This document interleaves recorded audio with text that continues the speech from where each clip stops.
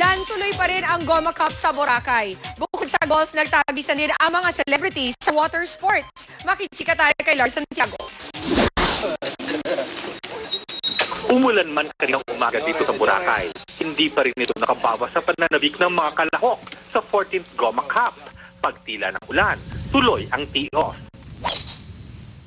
Bukod kina Richard Gomez, naglaro rin sina Jan Estrada, Jay Manalo, Haji Alejandro at si Arnold Clavio.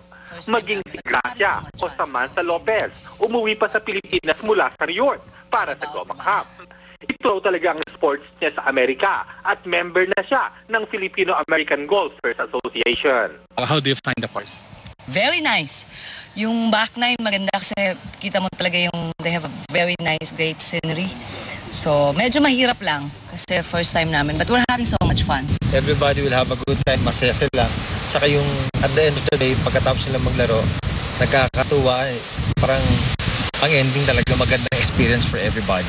Ang water sports event, matagumpay rin ang unang araw. 4 na team ang naglaban-laban at talagang nagkasubukan ng lakas at tibay ang mga kalahok na sina Paulo Paraiso, Marco Alcaraz at Jeremy Marquez.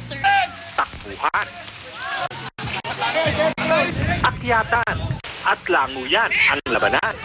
Maging mga babaeng kasali, talagang palaban. Bukas, gaganapin ang ikalawang araw ng kompetisyon sa golf at water sports. Sa gabi naman ang awarding ng mga mananalo.